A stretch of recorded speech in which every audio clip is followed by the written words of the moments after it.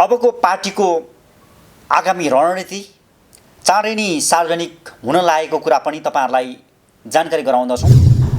आम communist पार्टीहरूले, क्रान्तिकारी पार्टीहरूले, प्रगतिशील पार्टीहरूले आफ्नो पार्टीको युवा संगठन, युवा दस्ता अर्थात् हामीले अन्तर्राष्ट्रिय भाषामा भन्नुपर्दा सेना, जनसेना बनाउने यो प्रचलन पुरानै हो र त्यही अनुरूप हामीले पनि सिएन फोर्स बनाएको हौँ। हिजो प्रचण्ड र बाबुराम भट्टराईद्वारा जसरी क्रान्तिको चाहिँ एउटा क्रान्तिप्रति गद्दारी गरियो र हामीले जहाँबाट हाम्रा अग्रज नेतृत्वहरूले त्रुटि गरेका थिए, हामी त्यहीँबाट अब आगामी क्रान्तिलाई अगाडि बढाउन चाहन्छौँ।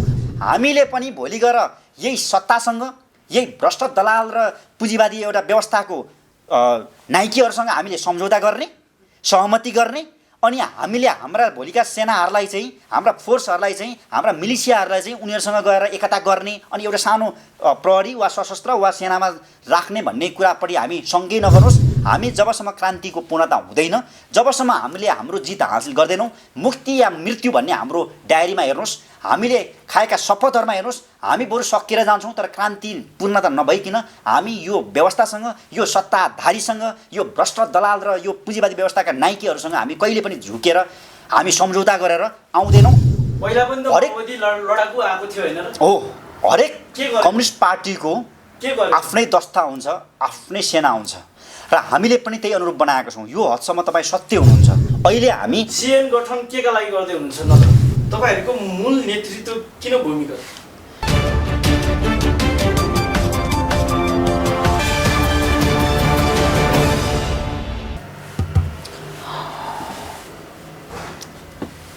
आजको यस पत्रकार सम्मेलनमा उपस्थित हुनुभएका सम्पूर्ण पत्रकार मित्रहरू, साथीहरू, सहयोद्धा कमरेडहरू, सल्लाहकार, शुभेच्छुक मित्रहरू, यहाँ सबैलाई उपस्थितिको लागि हार्दिक शुभकामना व्यक्त गर्दछु। आज हामी यस नेपाल कम्युनिस्ट पार्टी सिबादीका तर्फबाट हामीले केही धारणाहरू हामी सार्वजनिक गर्न गइरहेका छौँ र आगामी कार्यक्रमहरू पनि केही सार्वजनिक गर्ने हामी क्रममा छौँ।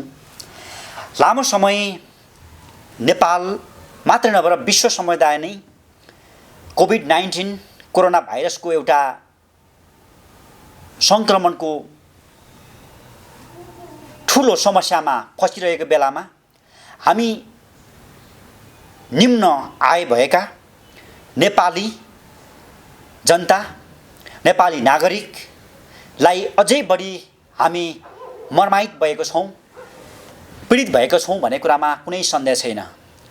विशेष गरी हामी एउटा श्रमजीवी वर्गको पार्टी भएको हिसाबले, सर्वहारा र मजदुर वर्गको पार्टी भएको हिसाबले हामी सधैँ मजदुर वर्ग, श्रमिक वर्गको हित र इन्ट्रेस्टका चासोका विषयहरू ल्याउनु स्वाभाविकै हुन्छ।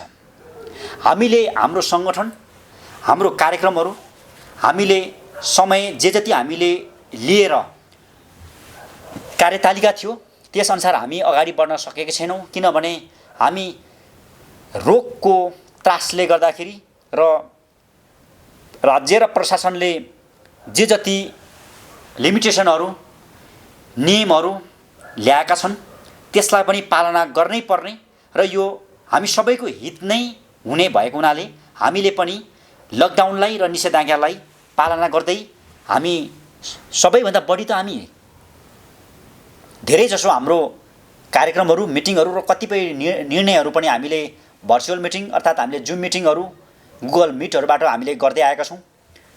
ग्रुप च्याटहरू, ग्रुप टकहरूबाट गर्दै आएका छौँ। सामाजिक सञ्जालहरूबाट पनि हामीले बढी गर्दै आएका छौँ।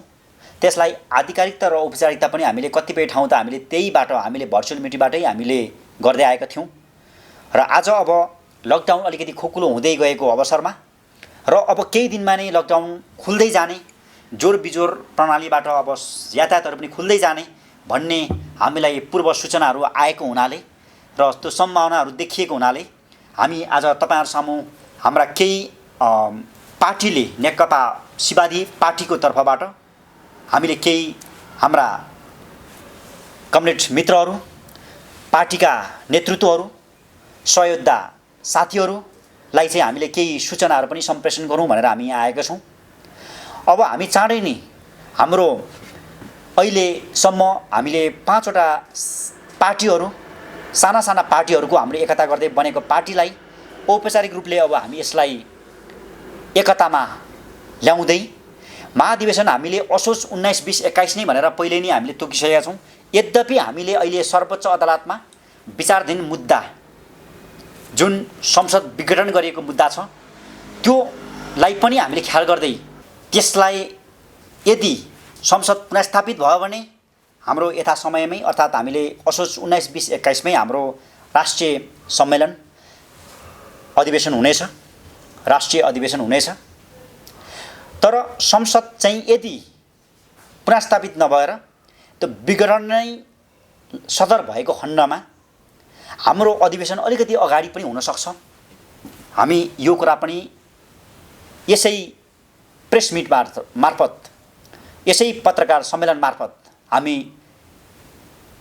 सम्पूर्ण दर्शकवृन्दलाई, सम्पूर्ण शुभेच्छुक साथीभाइ, सहयोद्धा मित्रहरूलाई हामी जानकारी गराउन चाहन्छौँ। र यस आजको यस घडीमा हामीले अबको हाम्रो कार्यनीति, अबको पार्टीको आगामी रणनीति चाँडै नै सार्वजनिक हुन लागेको कुरा पनि तपाईहरुलाई जानकारी गराउँदछौँ। हामीले यस अगाडि नै हामीले 4 वटा पार्टीको एकतापछि नै हामीले त्यो ल्याउने क्रम थियो।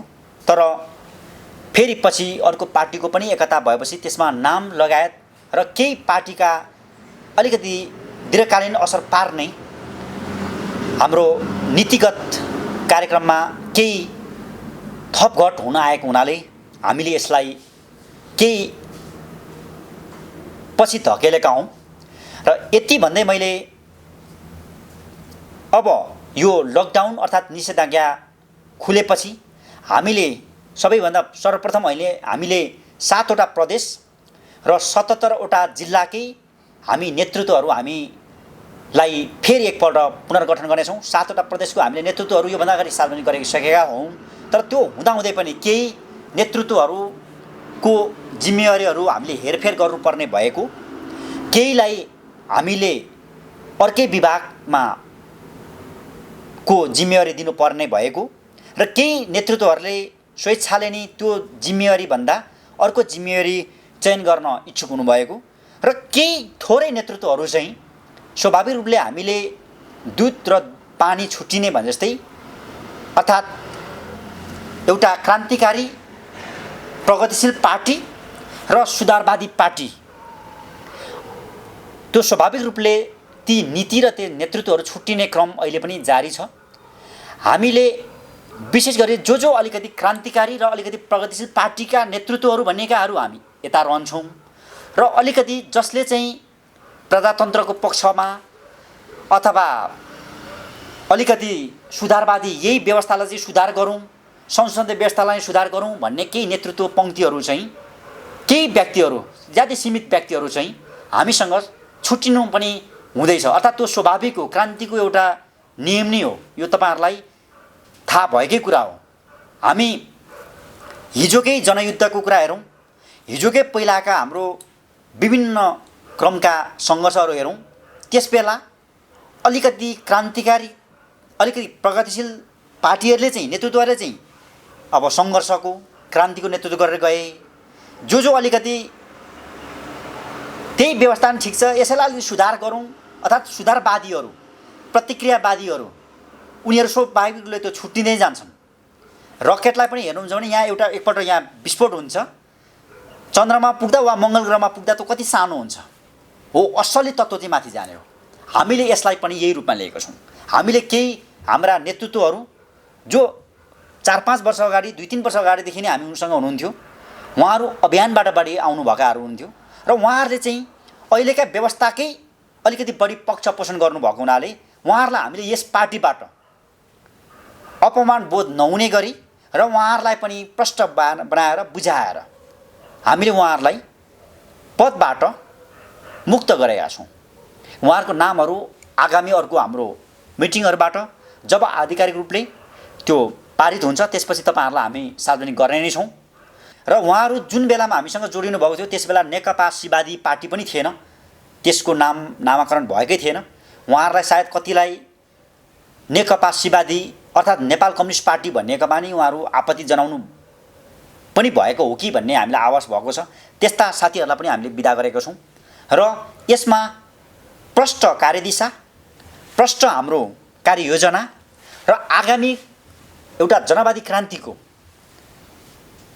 नेतृत्व गर्ने गरी हामी एक ढिक्का हुँदै आएका छौँ।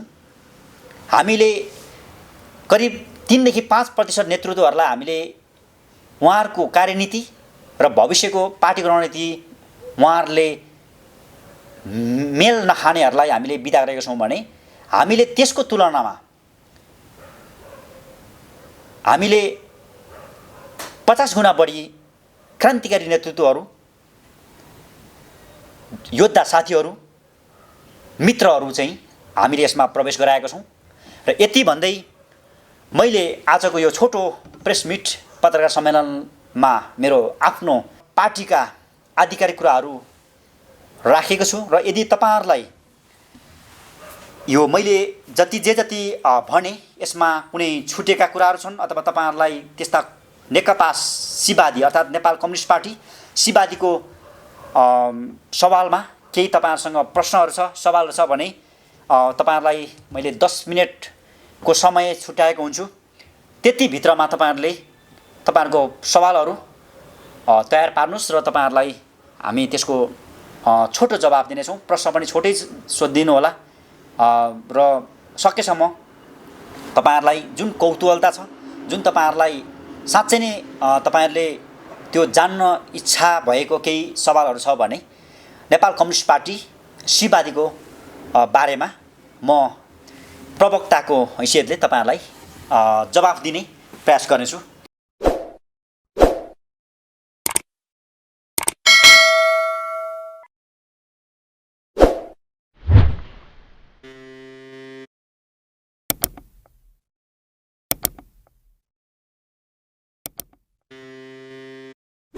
प्रश्नको लागि लेडिज फर्स्ट, तपाईँकै हात उठिरहेको छ, तपाईँबाटै आओस्।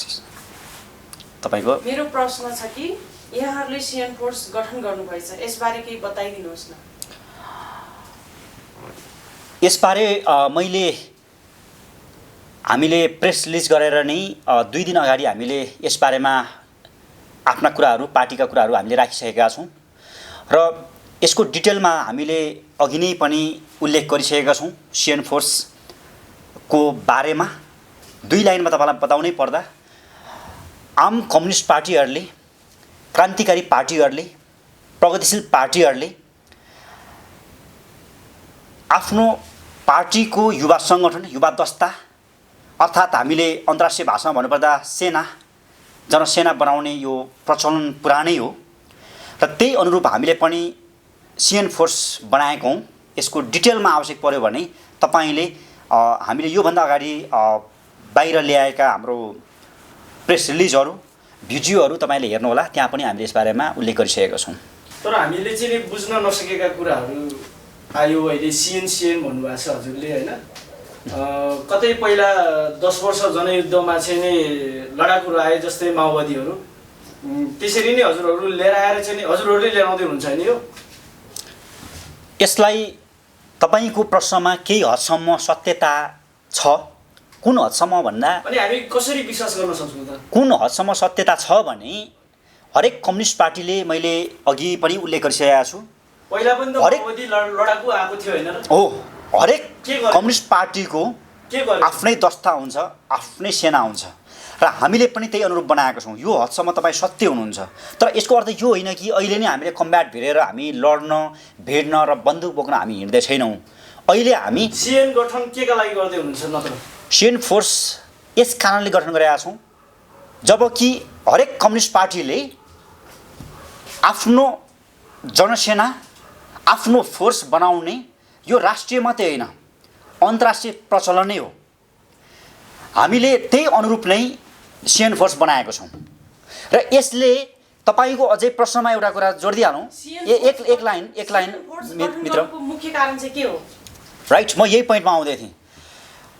तपाईहरूको दुईजनाकै प्रश्नको जवाफ यसैसँग सम्बन्धित छन्। यदि कुनै पनि कम्युनिस्ट पार्टीले आफ्नो जबसम्म एउटा आफ्नो सेना छुट्टै बनाउँदैन, जनसेना बनाउँदैन, आफ्नो फोर्स बनाउँदैन, तबसम्म प्रतिक्रियावादीहरूले, दलाल र भ्रष्ट सरकारले, राज्य व्यवस्थाले जहिले पनि दमनको नीति लिएको छ। त्यसको लागि प्रतिकार गर्नको लागि, प्रतिवाद गर्नको लागि नै हामीले यो गठन गरेका हौँ। र यद्यपि यति हुँदाहुँदै पनि फेरि यसमा मैले अहिले जोड गर्नै पर्ने हुन्छ कि यो अहिले नै हामीले कम्ब्याट लाएर हामीले लड्न र भिड्न, फौजी आक्रमण गर्नको लागि हामी हिँड्नको लागि भन्ने अवश्य होइन। हामी नेता र नेतृत्वको सुरक्षा, पार्टी र सङ्गठन र क्रान्तिको सुरक्षाको लागि भने अवश्य हो। अनि पार्टीको सुरक्षा गरेकै कारणले सीएन फोर्स नै भनेर हामीले चाहिँ कसरी बुझ्ने त?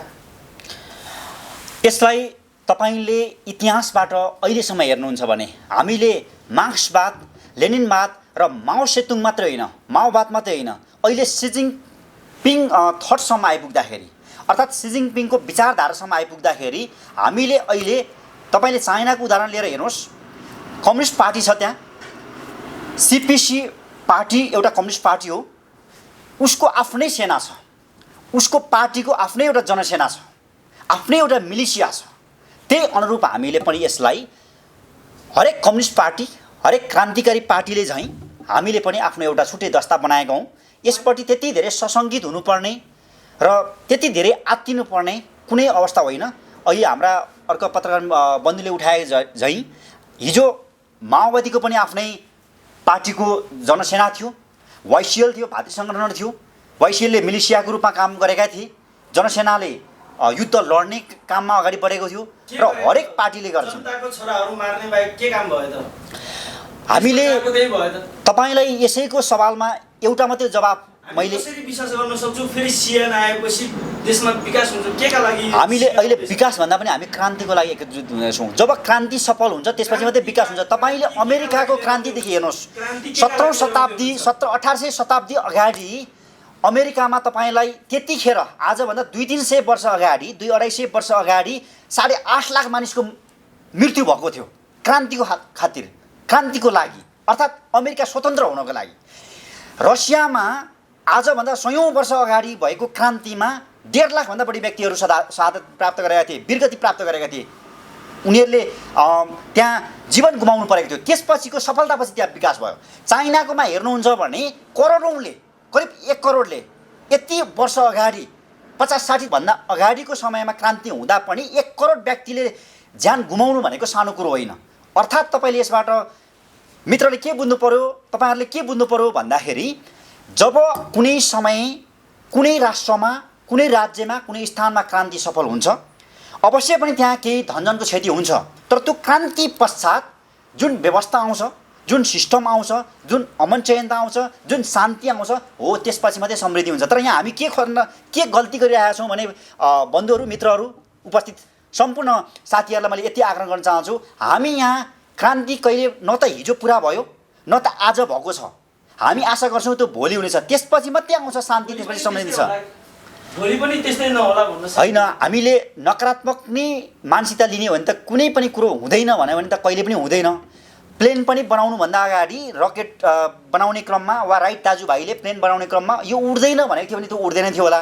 तपाईँले अहिले प्रयोग गरिरहनु भएको क्यामेराहरू, मोबाइलहरू छ, यो पनि कसैले बनाएका हुन्, बनिनुभन्दा अगाडि बनाएको थिएनन्। उनीहरूले चाहिँ बन्दैन भनेको भए चुपचाप बसेको थियो, बन्दैन थियो होला। अर्थात् पछिप्रति हामी आशावादी यो हौँ कि पछि पनि हुँदैन भन्नेतिर होइन, पछि हुन्छ। हरेक देशमा भएको छ, हरेक ठाउँमा भएको छ, हरेक राष्ट्रमा भएको छ भने यहाँ किन नहुने? अब नेपालको सवालमा तपाईँलाई म एउटा मात्रै प्रश्न गर्छु, नेपालको इतिहासदेखि अहिलेसम्म कुनै क्रान्ति कसैबाट सफल भएको छ? विशेष गरी जनताद्वारा गरिने जनक्रान्ति कहिले सफल भएको छ? जनवादी क्रान्ति कहिले सफल भएको छ? छैन नि। हो, त्यो हामी पुरा गर्दैछौँ। त्यो पुरा गरिसकेपछि मात्रै अन्ततः शान्ति आउँछ, समृद्धि आउँछ। तपाईँको प्रश्न फेरि एकपटक, तपाईहरुले नै गर्नुहुन्छ, पुरा गर्नुहुन्छ भन्ने ग्यारेन्टी के छ? जसरी अहिले चाहिँ तपाईहरुले सुरुवात गर्नुभयो, फेरि बीचमा प्रलोभनमा परेर अब विभिन्न हिजोको दिनमा पनि यसरी नै सुरुवात गरिएको थियो नि त। हामीले जनतालाई सपनाहरू देखाइएको थियो त्यो त पुरा भएन।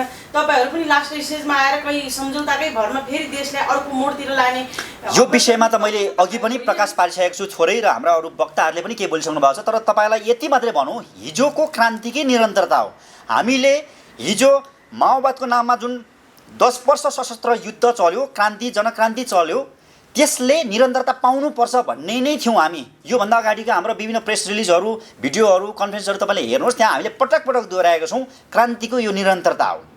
हिजो प्रचण्ड र बाबुराम भट्टराईद्वारा जसरी क्रान्तिको चाहिँ एउटा क्रान्तिपट्टि गद्दारी गरियो, धोका दिइयो, क्रान्तिपट्टि विश्वासघात गरियो, हामी त्यसलाई त्यसै बेला प्रतिवाद गरेर, त्यसै बेला प्रतिकार गर्दै 62-63 सालदेखि नै हामी क्रान्ति जारी छ भन्ने हामी समूह हौँ, शक्ति हौँ। यसमा तपाईँहरू प्रष्ट हुनुपर्छ।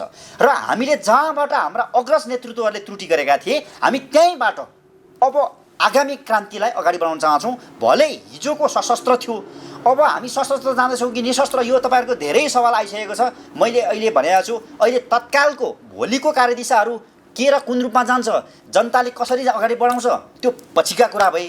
तर अहिले रूपमा अहिले हामी संयुक्त रूपले एकीकृत जनक्रान्तिको एउटा खाका कोरिरहेका छौँ। हामी हाम्रो मुद्दा, हाम्रो एजेन्डा मिल्ने हर पार्टीहरूसँग अहिले हामीले एकता गर्ने, रणनीतिक एउटा मोर्चा कायम गर्ने, मोर्चाबन्दी गर्ने, कार्यगत एकता गर्ने र सम्भव समय पार्टीसँग एकता गर्दै आएको कुराहरू तपाईँलाई थाहै छ। अहिले हामी 4-5वटा पार्टीहरू एक भइसकेको छौँ र यसलाई अझै निरन्तरता दिँदै भविष्यमा जानेछौँ। र पछिको कार्यनीतिहरू, हाम्रो पछिको रणनीतिहरू के र कस्तो आउनेछन्, तपाईँहरूसँग फेरि हामी यसै गरी प्रकाश पार्दै लानेछौँ। अगाडिबाट हामी तपाईँहरूलाई फेरि पनि यसमा जोड्दै लानेछौँ। तपाईँलाई लाग्छ कि तपाईँको क्रान्ति सफल हुन्छ? यो मेरो क्रान्ति भनेर बुझिदिनु भयो भने फेरि यहाँ त्रुटि हुन्छ मित्र। यो क्रान्ति जनताको क्रान्ति हो, अर्थात् जनक्रान्ति हो। यो तपाईँ हामी सबैको लागि क्रान्ति हो। त्यसरी चाहिँ पुरा हुन्छ। यदि मैले मात्रै मेरो क्रान्ति भन्यो भने त्यो पुरा हुँदैन, तपाईँले पनि तपाईँको मात्रै क्रान्ति भन्यो भने पुरा हुँदैन। तर यो आम जनताको, आम जनसमुदायको जनवादी क्रान्ति हो, समाजवादी क्रान्ति हो। यो अवश्य पुरा हुन्छ। यसमा हामी दृढ छौँ, यसमा हामी निश्चय हामी विश्वास गर्छौँ कि यो पुरा भएर जान्छ। पाउनुहुन्छ कि देशमा भएका बलात्कार, भ्रष्टाचार जस्ता आम जति पनि समस्याहरू छन् जसले जनतालाई दिन प्रतिदिन पीडित बनाइरहेको छ, सारा कुराहरूलाई चाहिँ जस्तो यो सबैलाई के तपाईँहरूको क्रान्तिको उद्देश्य चाहिँ नाम परिवर्तन गर्ने, सीएन फोर्स तपाईँहरूको माओवादीकै पहिलाकै क्रान्तिको निरन्तरता हो भने सीएन फोर्स राख्नुको पनि त केही उद्देश्य छैन। यसमा चाहिँ के छ, यसमा प्रश्न पारिदिनु। मित्रको यो प्रश्न निकै जटिल प्रश्न हो। यो जनजीविकासँग जोडिएको प्रश्न पनि हो। र हामी जब यो जनजीविकाको सवालहरू उठ्छन्, जब हामी देशमा भएका अन्याय, अत्याचार, विकृति, विसङ्गति, भ्रष्टाचार, कुरीति, कुसंस्कारहरू देखिन्छ, हामी साँच्चै नै उद्वेलित भएर आउँछौँ। र त्यो गर्नको लागि हामीले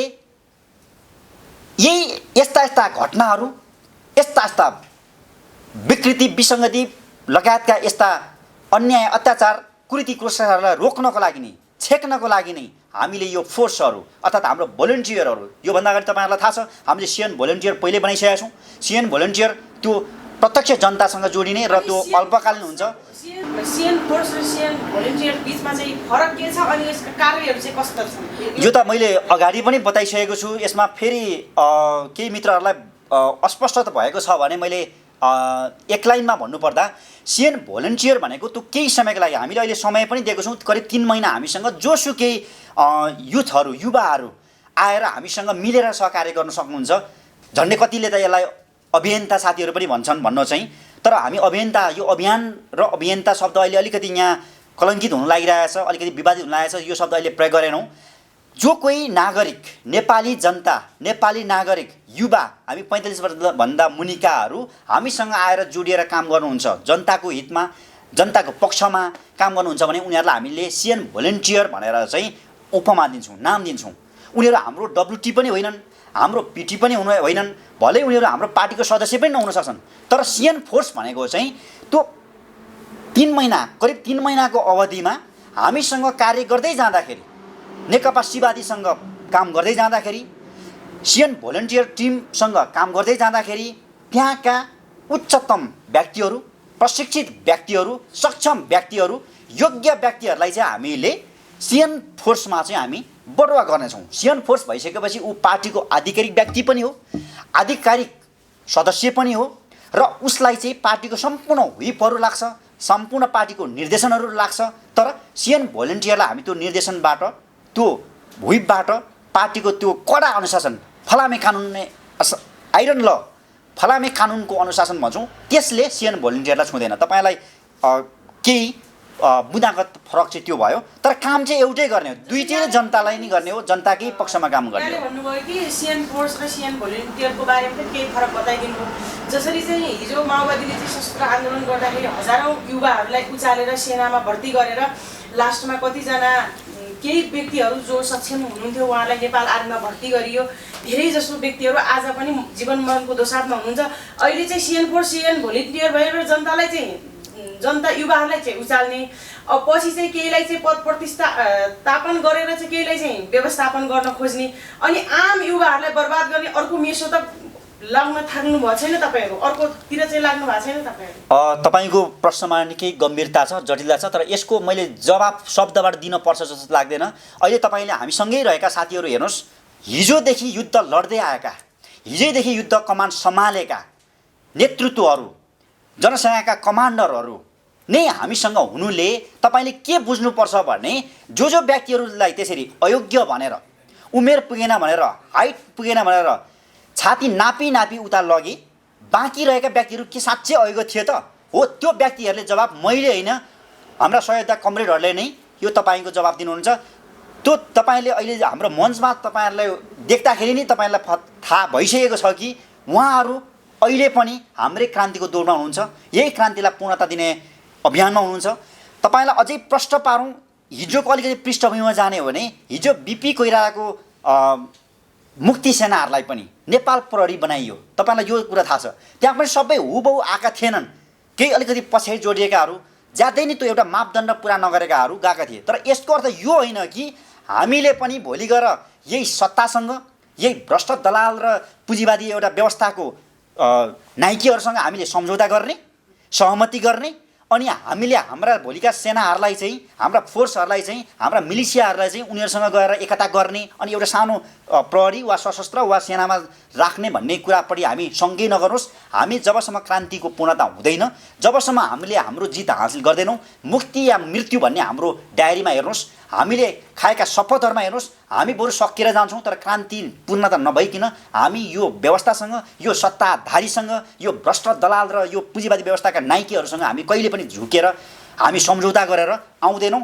अहिलेसम्म नेपालको इतिहासमा भएकै यही छ कि सबैले सम्झौता गरेका छन्, आत्मसमर्पण गरेका छन्, क्रान्तिप्रति गद्दारी गरेका छन्। अनि तपाईँहरूको मनमा यो प्रश्न उठ्नु म अन्यथा ठान्दिनँ, यो स्वाभाविक हो। तर तपाईँहरूलाई म मित्रहरू विश्वास दिलाउन चाहन्छु, नेकपा सीवादी पार्टीको तर्फबाट, म एउटा प्रवक्ताको हैसियतले पार्टीको तर्फबाट र मेरो व्यक्तिगत तर्फबाट पनि हामी जबसम्म हाम्रो क्रान्ति पुरा हुँदैन तबसम्म हामी कुनै पनि हालतमा यो वा त्यो बहानामा हामी चाहिँ क्रान्तिलाई एउटा फेरि पनि विसर्जन गर्ने, यहाँबाट हामी पलायनवादी बाटो लिने र हाम्रा व्यक्तिहरूलाई, हाम्रा लडाकुहरूलाई, हाम्रा साथीहरूलाई, हाम्रा सहयोगीहरूलाई हामीले घर न घाटको उहाँहरूकै भाषामा सापट लिएर भन्नुपर्दा, उहाँहरूले मसँग भेटेर आउँदै गर्दा उहाँहरूले पहिले नै मलाई भन्नुभएको थियो, पहिलाका हाम्रा युद्ध कमान्डरहरूले हामीलाई घर न घाटका बनाए, तपाईँहरूबाट वा यो पार्टीबाट के हुन्छ भनेको थियो। यसको हामीले लिखित प्रतिबद्धता गर्दै उहाँहरूलाई यहाँ हामीले भित्राएका छौँ।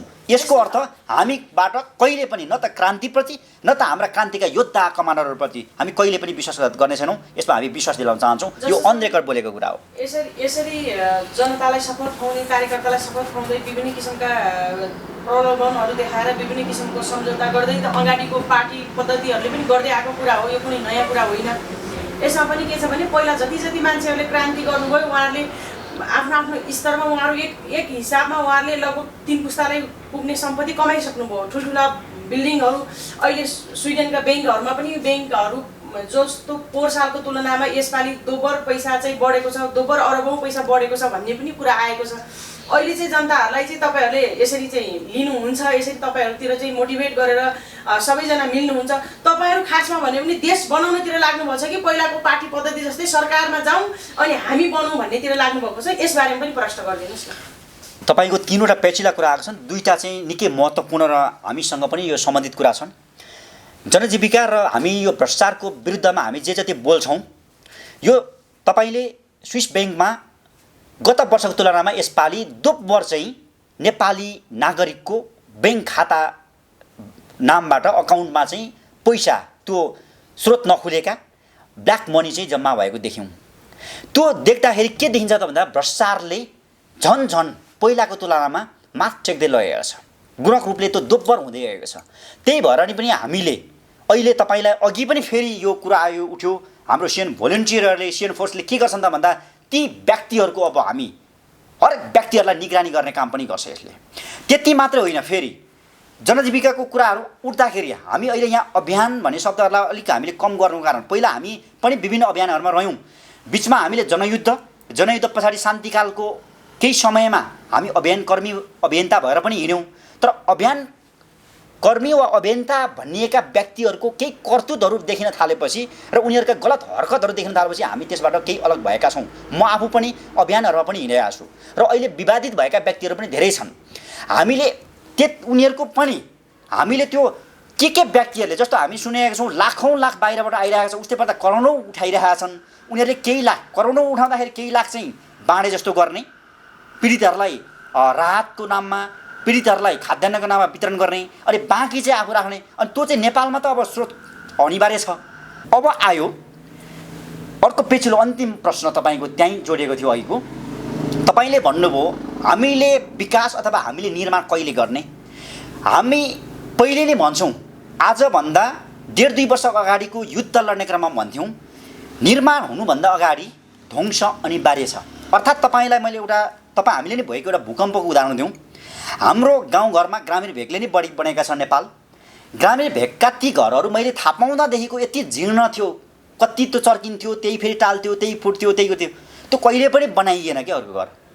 कहिले बनाइयो त भन्दाखेरि जब ठुलो त्यो महाभूकम्प आयो 71 सालमा, त्यसपछि त्यो घरहरू साँच्चै नै केही चाहिँ ढलि नै हाले, केही चाहिँ ढल्नै लागेको, त्यो रेड स्टिकर भन्छ नि, बस्नै नमिल्ने भनेर नि हो। त्यसपछि त्यहाँको व्यक्तिहरूलाई के भयो त भन्दाखेरि अब चाहिँ यो अर्को बनाउनै पर्ने रहेछ। अर्थात् यसबाट तपाईँले के उदाहरण बुझ्नु पर्यो भन्दाखेरि जबसम्म त्यो ध्वंस हुँदैन तबसम्म निर्माण नहुने रहेछ। अर्थात् मैले भन्नु खोजेको नेपालको सवालमा योभन्दा अगाडिको आन्दोलनमा नै धेरै जनता होइन, मानिस मर्नलाई मात्रै तपाईँले ध्वंसको रूपमा बुझ्नु भएन। मानिसै मर्नको सवालमा त मैले भने चाइनामा 1 करोड मरे, अमेरिकामा लोकतन्त्रको प्रजातन्त्रको नारा लगाउने देशमा 8.5 लाख मरे आजभन्दा 200-300 वर्ष अगाडि। व्यक्तिगत रूपमा चाहिँ हो, जनताको जनता हामी गलत नियतका क्रान्ति चाहिँ सफल पार्ने त्यो उद्देश्यमै लागि पर्नु भयो। गलत नियतका व्यक्तिहरू केही यो नेपालमा बाँच्न अयोग्य व्यक्तिहरू केही हट्लान् वा भाग्लान् यहाँबाट वा पलायन होलान्, वा क्रान्तिको विरोधीहरू क्रान्तिलाई रोक्ने छेक्ने त्यस्ता प्रतिक्रियावादी शक्तिहरू र त्यसका मतियारहरू अवश्य पनि क्रान्तिको चरणमा केही साइड लाग्छन्। त्यो स्वाभाविक हो, क्रान्तिको नियमै हो, विश्वव्यापी नियम। तपाईँले 5000 वर्ष अगाडिदेखिको अहिलेसम्मको हरेक राष्ट्र, हरेक राज्य वा हरेक स्थानको हेर्नुहुन्छ भने त्यहाँ केही जनधनको क्षति हुन्छ। तर त्यो जनधनको क्षति हुनुभन्दा क्रान्ति पश्चात जुन एउटा छाल आउँछ त्यसले केही हजार मानिस मर्छन् भने त्यो लाखौँको, र केही लाख मानिस मर्छ भने करोडौँ जीवन बनाउँदो रहेछ। हामीले चाइनाको उदाहरणलाई हेर्नुहुन्छ भने 1 करोड मानिस मर्दाखेरि लाग्थ्यो अब पृथ्वी नै प्रलय हुँदैछ। मानौँ अब यो पृथ्वीमै कसैले पनि कहीँबाट यो क्रान्ति भन्ने नाम उच्चारण गर्दैन, किनभने यति धेरै मानवीय क्षति भयो। तर हेरौँ त त्यही क्रान्तिको जगमा टेकेको चाइना अहिले विश्वको पहिलो ध्रुव के कुन सवालमा भन्दा आर्थिक सवालमा हेर्नुहोस्, आर्थिक वृद्धि दर हेर्नुहोस्, विश्वकै पहिलो। सबैभन्दा बढी पुँजी कहाँ निर्माण भइरहेको छ, क्यापिटल एउटा मेकिङ, जिडिपी जिएनपी हेर्नुहोस् चाइनामै सबैभन्दा माथि। शक्तिको हिसाबले हेर्ने भने, सामरिक शक्तिको हिसाबले भने चाइना नै अगाडि। यो कहाँबाट सिर्जना भएको? त्यहाँ पनि सानो सानो राज्य रजौटाहरू हुँदाखेरि, त्यहाँकै पुरानो सामन्ती राजाहरू हुँदाखेरि, त्यही नोकरसाही एउटा व्यवस्था हुँदाखेरि त थिएन यति शक्ति। त्यो चाहिँ क्रान्तिले ल्याएको एउटा उपार, एउटा परिवर्तनको एउटा परिणाम हो बुझ्नुपर्ने हुन्छ। क्रान्ति मात्र यस्तो चिज हो जसले खराब चिज, खराब तत्त्व, खराब पद्धति, खराब एउटा प्रणालीहरूलाई सबै ध्वस्त बनाउँछ। हामीले ध्वस्त भनेको त्यो सवालमा ध्वस्त के को? खराबीको ध्वस्त, नराम्रो चिजको ध्वस्त हो, गलत चिजको ध्वस्त हो। हामीले त्यो ध्वस्त पछाडि चाहिँ राम्रो कुराहरू, नयाँ आयामहरू निर्माण गर्नुपर्छ भन्ने हो। जस्तो हामीलाई लाग्छ कि अहिले देश चाहे बाढी पहिरोको प्रकोपमा होस्, चाहे लकडाउन कोरोनाको महामारीमा होस्, चाहे भ्रष्टाचार बलात्कार जस्ता विभिन्न जघन्य समाजमा अपच्य अपराध देखिनुहोस्, समाजलाई सुरक्षा, सहानुभूति, सहयोग चाहिएको बेला तपाईहरूको यो सिएन फोर्सले चाहिँ पार्टी पद्धति गठन गर्दै जानुमा तपाईहरू देशप्रति गम्भीर हुनुहुन्छ कि जस्तो मलाई लाग्दैन। तपाईले पटक पटक यो सिएन फोर्सको प्रश्न बढी उठेको छ। हामीले यसमा प्रश्न के हुनु पर्यो भने पार्टीको नियन्त्रणमा र निर्देशनमा चल्ने एउटा विङ्स मात्रै भनेर बुझ्नुहोस्। हाम्रो त धेरैवटा विभाग छ, लगभग 35-36वटा त हाम्रो विभाग नै छ नि, त्यो मध्येको मात्रै एउटा हो सिएन फोर्स भनेको। त सिएन फोर्स एउटा भोलिन्टियर एउटा स्क्वाड हो। एउटा हामीले जसरी अन्य पार्टीहरूको पनि त विभिन्न भातृ सङ्गठन छन्, त अहिले यसलाई भातृ सङ्गठनकै रूपमा लिइदिनुहोस् भनेर मैले तपाईँलाई अघि सुरुवातमै भनिहालेँ। सिएन फोर्स मात्रै हाम्रो पार्टी होइन, पार्टीको एउटा सानो एउटा विङ्स मात्र हो यो सिएन फोर्स। तपाईहरूले पोहोर सालको लकडाउनमा राहत तथा खाद्यान्न वितरण पनि गर्नुभएको थियो। तपाईहरूले अलिकति समाजलाई चाहिँ अब यो मान्छेहरूले केही गर्छन् है भन्ने किसिमको भाव पनि दिलाउनु भएको थियो। यो पालि चाहिँ किन गर्नुभयो र कता हराउनु भयो तपाईहरू? हामीले 2-4 वर्ष 4-5 वर्षको अवधिमा हामी पनि एउटा अभियन्ता, अहिलेको what they call so called अभियन्ता भनिन्छ नि, यो अभियन्ता भएर पनि हामीले बाँच्यौँ। 10-15 वर्ष जनयुद्ध र युद्धहरूमा बिताइयो। त्यसपछि 4-5 वर्ष चाहिँ हामीले पक्कै पनि अभियन्ता भएर समाजसेवा गरेर हिँड्यौँ। तर अहिले फेरि हामी हिजोकै क्रान्तिको निरन्तरता भनेर फेरि हामी राजनीतिमा फर्केका छौँ। अब यसको जवाब तपाईँले यसरी बुझ्नुहोस्। हामीले पोहोर चाहिँ खाद्यान्न वितरणहरू, राहतहरू वितरण गर्न हामीले पटक पटक हिँड्यौँ। 2-4 पटक नै हामीले त्यो गऱ्यौँ। मिडियाबाट तपाईँहरूले संसार माध्यमबाट देखिहाल्नुभयो।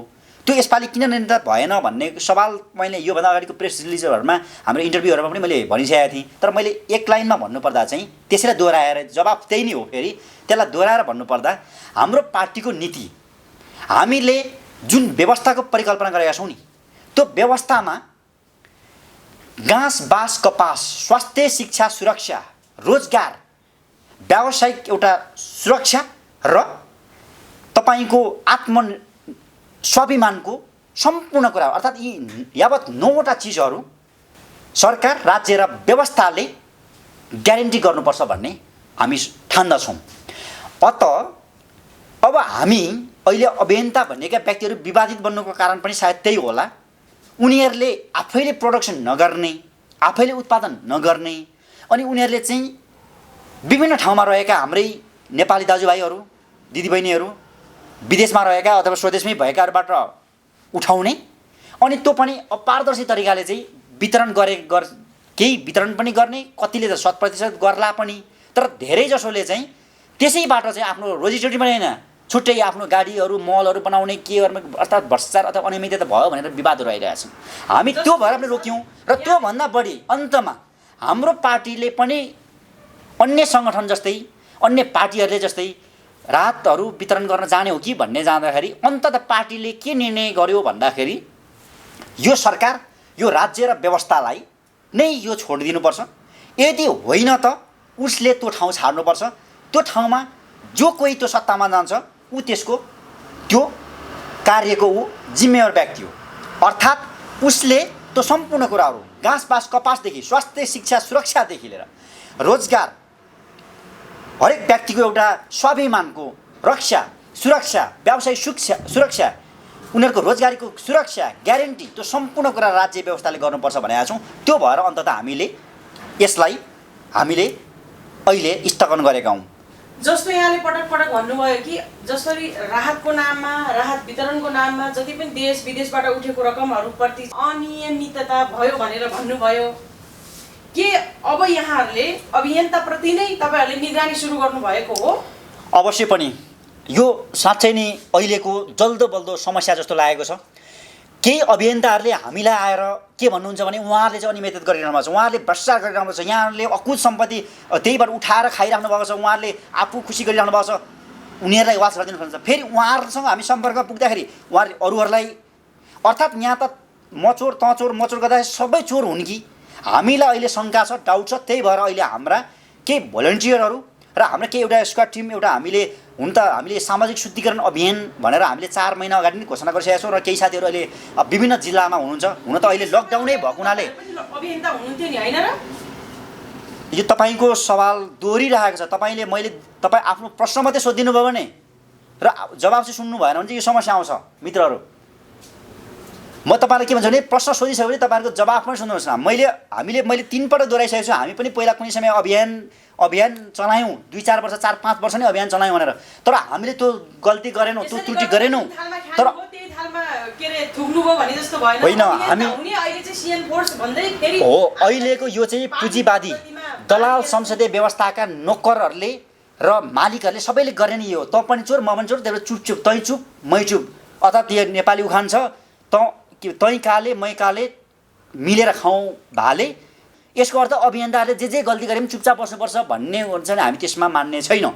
हाम्रो पार्टीको प्रष्ट कार्यदिशा छ, प्रष्ट हाम्रो भिजन छ। हामीले भनेको छौँ त्यो जो कोही हाम्रै सिनियर लिडरहरूले, चाहे मैले चाहे भोलि हाम्रै समकालीन लिडरहरूले गल्ती गर्यो भने पनि हामी छाड्दै छैनौँ। हामीले सामाजिक शुद्धिकरण, एउटा राजनीतिक शुद्धिकरण र अर्को सांस्कृतिक शुद्धिकरण भनेको छु। यो तिनटैबाट शुद्ध भएका व्यक्तिले नेतृत्व गर्नुपर्छ, यो राज्य व्यवस्था चलाउनुपर्छ। अब हामीले सामाजिक शुद्धिकरण अन्तर्गत अहिलेका अभियन्ताहरूलाई यही नेपाली समाजमा रहन्छन् भने, यही नेपाली समाजका हुनु भने उनीहरू हाम्रो निगरानीमा छन्। हाम्रो निगरानीबाट उनीहरूले सही हुन्छन्, उनीहरूलाई हाम्रो समर्थन छ। गलत छन् भने फेरि हामी सुटुक्क कारबाही गर्दै छैनौँ। तपाईँहरूकै अगाडि अर्थात् जनताकै अगाडि लिएर कारबाही पार्टीले गर्दै छैन, त्यो जनकारबाही हुन्छ। जनताकै अगाडि ल्याइन्छ, जनताकै अगाडि उनीहरूले कबुल गर्छन्, उनीहरूका प्रमाणहरू हामी पेश गर्छौँ गल्ती गरेका। उनीहरूले त्यस अनुरूप के र कति सजाय दिने त्यो जनताले नै फैसला गर्छन्, त्यो जनताद्वारा नै कारबाही हुन्छ। हामीले त मात्र नेतृत्व गर्ने हो, हामीले पार्टीको नेतृत्व गर्छौँ, कारबाही जनताले गर्ने हो, कारबाही जनताद्वारा हुने हो, अर्थात् तपाईँ हामीद्वारा नै हुने हो। त्यसो भए के यहाँहरूले जसरी माओवादीको चाहिँ जनअदालत फेरि पनि बिउताउन थाल्नु भएको, यो निकै गम्भीर प्रश्न हो, गम्भीर सवाल भएको हुनाले यसलाई मैले अहिले म पार्टीको आधिकारिक निर्णय र आधिकारिक विचारभन्दा बाहिर गएर नबोल्ने मलाई एउटा निर्देशन भएको हुनाले मैले यति मात्रै बताउन अहिले सक्छु। जनता हरेकको हृदयमा आफ्नै प्रकारको एउटा अदालत हुन्छ। तपाईँको हृदयमा पनि कसैले केही गर्यो भने तपाईँले मन बोलेर भन्नुहोला वा मनमा नै सोच्नुहोला त्यहाँ यो सही भयो यो गलत भयो। हर तपाईँहरू मित्रहरूले तपाईँको आफ्नो हृदयमा कसैले काहीँ केही भएको देख्नुभयो भने तपाईँले जज गरिहाल्नुहुन्छ, तपाईँले फैसला गर्न थालिहाल्नुहुन्छ, यो चाहिँ सही भयो यो चाहिँ गलत भयो, यो चाहिँ हुनुपर्थ्यो यो चाहिँ नहुनु। भले तपाईँले त्यसलाई कतिलाई व्यक्त गर्नुहोला, बोल्नुहोला, कतिले तपाईँहरूले नबोल्नु होला, फरक त्यो। कतिले चाहिँ एक्सनमै गएर चाहिँ गल्ती गर्नलाई अब मारमुङ्गी गर्ला, राम्रो गर्नलाई पुरस्कार पनि दिएला। यसको अर्थ मैले यो जोड्नुको कारण हामी सबैको हृदयमा अदालत छ। हामी जनता हौँ, जनताको स्वाभाविक एउटा जनअदालत हुन्छ। तर त्यतिभन्दा माथि नेकपा माओवादी पार्टीको चाहिँ आधिकारिक लाइन नै जनक्रान्तिको, जनवादी क्रान्तिको भएको हिसाबले हाम्रो आफ्नै एउटा फोर्स छ, सङ्गठन छ, थिङ्क ट्याङ्क छ, लिडर्सहरू छ भने स्वाभाविक रूपले हामीले कानुन अथवा न्याय विभाग भनेको छौँ। त्यसलाई तपाईँहरूले जनअदालत भने पनि हुन्छ वा जे नामले चिन्नुहोस्, हाम्रो कानुनी विभाग छ, न्याय विभाग छ। अहिले पनि तपाईँलाई दर्जनौँ उजुरीहरू आउन थालिसकेका छन्। हामीले त्यो उजुरी सही हो कि होइन, उजुरी गर्नेको उजुरीलाई पनि हामी परीक्षण गर्छौँ। त्यो सही र सत्य लागेमा को प्रति लक्षित छ उनीहरूलाई गएर हामी भेट्छौँ, अनि सत्य तथ्य हामी केलाउँछौँ। र त्यो गलत जस्तो लागेको खण्डमा हामीले विभिन्न प्रमाणहरू, विभिन्न त्यो सम्पूर्ण आएका त्यो हामीसँग टिपाइएका अथवा दिलाइएका कुराहरूलाई हामी जाँच गर्छौँ। र त्यो चाहिँ हामी जहिले पनि अन्यायको पक्षमा, जहिले पनि निर्दोषताको पक्षमा, जहिले पनि हामीले गलत प्रवृत्तिको विरुद्धमा हुने गरी हामी फैसला गर्छौँ। र त्यो एउटा व्यक्तिले, त्यो एउटा संस्थाले, त्यो एउटा सङ्गठनले, एउटा कम्पनीले, एउटा परिवारले मात्रै नसक्ने भएर नि हामीलाई गुहार गरेका हुन्छन्। हो त्यो सवालमा पक्कै पनि हामी न्यायको पक्षमा अर्थात् पीडितको पक्षमा र पीडकको विरुद्धमा अथवा जसले पीडा दिन्छ, जसले असर पार्छ, जसले क्षति पार्छ अन्यायपूर्वक हो त्यसको विरुद्धमा चाहिँ हाम्रो पार्टीले पक्कै पनि केही न केही स्टेप चाल्छ। तर त्यो पार्टीको अहिले आधिकारिक निर्णय आइसकेको होइन।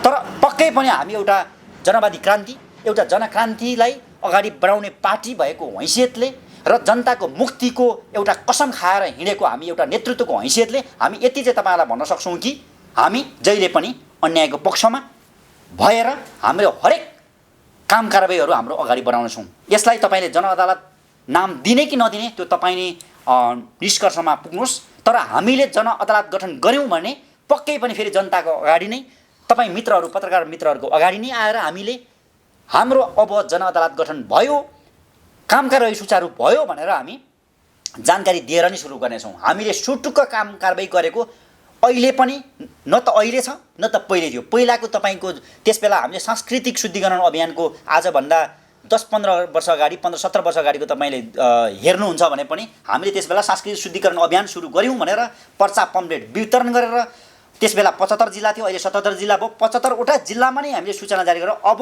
त्यसबेलाको हाम्रो पार्टी नेतृत्वले चाहिँ हामीले क्रान्ति अब हाम्रो सुरु भयो भनेर हामीले यसै गरी तपाईँहरू सामुन्ने आएर हामीले सुरु गरेका थियौँ। यति भन्दै हामी सम्पूर्ण पत्रकार मित्रहरू बन्धुहरूलाई हामी धन्यवाद ज्ञापन गर्दछौँ। हजुरलाई एउटा अन्तिम प्रश्न, ल छोटोमा सोधिदिनु होला। तपाईँहरूको नेतृत्व किन भूमिगत? के तपाईँहरू पनि भूमिगत हुने? हामी नेतृत्व पङ्क्तिहरू नै छौँ अहिले पनि यहाँ, हामी नेतृत्वहरू नै छौँ यहाँ र हामीले निरन्तर हाम्रो नेतृत्वदायी भूमिकामा हामीले कार्यहरू गरिराखेकै छौँ। तपाईँहरूको मूल नेतृत्व किन भूमिगत? मूल नेतृत्व यो तपाईँलाई यसको पनि उचित समयमा हामी उचित जवाफ दिने नै थियौँ। तपाईँले आजै सोध्नुभयो। हामीले योभन्दा अगाडि पनि केही साथीहरूबाट मित्रहरूबाट यो सवालहरू आइ नै रहेको हुनाले हामीले भन्दै आएको थियौँ। हामीले हाम्रो मूल नेतृत्वको पृष्ठभूमि नामदेखि लिएर हाम्रो मूल नेतृत्व कमरेड सुदण्ड हुनुहुन्छ, अर्जुन कर्ण नेपाली हुनुहुन्छ। उहाँ कमरेड सुदण्ड करिब 18-20 वर्षदेखि उहाँ प्रोफेसर हुनुहुन्छ। अब उहाँ पूर्णकालीन राजनीतिमा अब प्रवेश गर्नुहुँदैछ। उहाँले लामो समयदेखि एउटा मार्क्सवादी एउटा चिन्तकको रूपमा, एउटा थिङ्क ट्याङ्कको रूपमा, एउटा लेखकको रूपमा, साहित्यकारको रूपमा उहाँले आफ्नो कलमहरू चलाइरहनु भएको छ। तपाईँ हामी सामु उहाँ चिरपरिचित व्यक्ति हुनुहुन्छ। यहाँमध्ये कतिले त तपाईँहरूले भेट्नु भएको छ, देख्नु भएको छ। तर उहाँले सार्वजनिक रूपमा चाहिँ कहिले अब उहाँले आफूलाई बाहिर देखाउनु हुने हो, त्यसको उपयुक्त समय पक्कै पनि आउनेछ भन्ने लाग्छ। र यसको अर्को कारण चाहिँ नेपालमा तपाईँलाई थाहा छ ठुल्ठुला नेतृत्वहरूलाई अलिकति क्रान्तिकारी, अलिकति परिवर्तनकारी, अलिकति प्रगतिशील नेतृत्वहरूलाई बारम्बार पटक पटक दुर्घटनाहरूमा पार्दै आएको वा विभिन्न अन्य अघि मित्रहरूले सोधेका प्रश्न जस्तै विभिन्न लोभ लालचमा पारेका केही व्यक्तिहरू खरिद बिक्री भएका उदाहरणहरू तपाईँ हामीसँग छर्लङ्गै छन्, हाम्रै इतिहासमा छ। तपाईँ हामीले नि भोगेर आएका छौँ। हाम्रा मूल नेतृत्वलाई चाहिँ त्यही भएर पनि हामीले योभन्दा अगाडिको हाम्रो कार्यक्रमहरू भनिसकेका छौँ। पार्टीको सम्पूर्ण आधिकारिक कुराहरू हामीले प्रवक्ताको हैसियतबाट मात्रै वा जिम्मेवारीबाट मात्रै बाहिर ल्याउने, अर्थात् अहिले प्रवक्ताको जिम्मेवारीमा म कमरेड प्रतिवादको रूपमा छु, बिके सिंह नेपाली प्रतिवादको रूपमा मैले बाहिर सार्वजनिक गर्दै आएको छु र हामीले हरेक कुराको विभाग तोकेको छौँ, विभाग अनुसार काम गर्ने भनेका छौँ। र हामीले यसमा मूल नेतृत्वलाई हामीले अलिक बढी ब्याकमा हामीले सेटब्याकमा राख्नुको कारण एउटा नीति र नेतृत्वको सुरक्षाको चिन्ता, एउटा सेक्युरिटी थ्रेट भन्छ, सेक्युरिटीको चिन्ताले पनि नीति र नेतृत्वको सुरक्षाको चिन्ताले पनि हो भनेर तपाईँलाई बुझ्न उत्तम होला।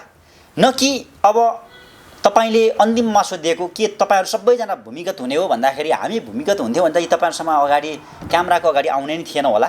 र फेरि यसमा तपाईँलाई जोड्नै पर्दा त्यो मेरो व्यक्तिगत कुरा हुँदाहुँदै पनि भोलि गएर पार्टीले कुन नीति लिन्छ, कुन निर्देशन दिन्छ, हामी पार्टीका सम्पूर्ण योद्धाहरू त्यो निर्देशनलाई अक्षरशः पालना गर्नै पर्ने हुन्छ।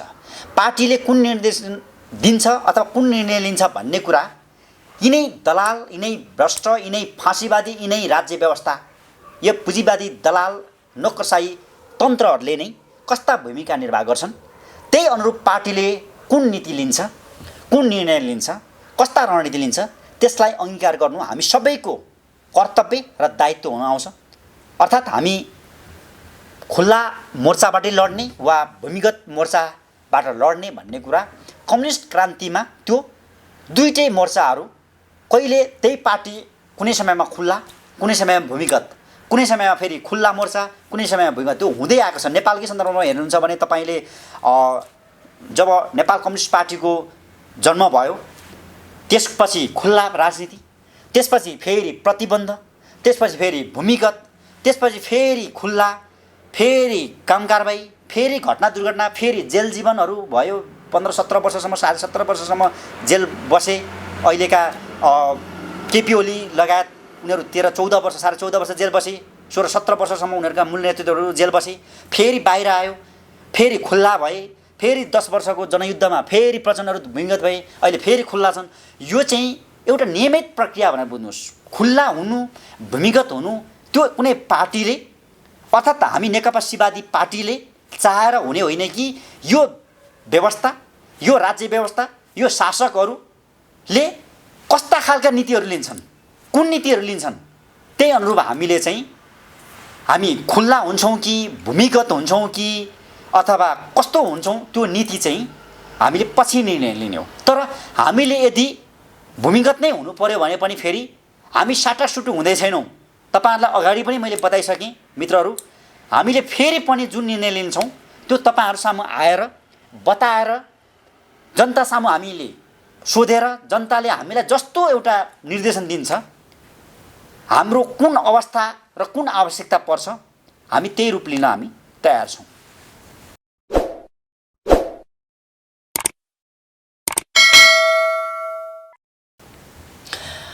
हस्, तपाईहरुले सम्पूर्ण पत्रकार मित्रहरू, बन्धुहरू, हाम्रा सहयोगी साथीहरू सबैले तपाईहरुले जे समय दिनुभयो यसको लागि तपाईहरु सम्पूर्णलाई एकमुष्ट धन्यवाद। र यस्तै हाम्रा पछिल्ला कार्यक्रमहरुमा पनि तपाईहरुको उपस्थिति हुने र रहने अपेक्षा सहित म नेपाल कम्युनिस्ट पार्टी शिवादी अर्थात् नेकपा शिवादीका प्रवक्ता बीके सिंह नेपाली कमरेड प्रतिवाद यहाँ सामु बिदा हुन्छु। हस्, धन्यवाद, नमस्कार, अभिवादन, लाल सलाम।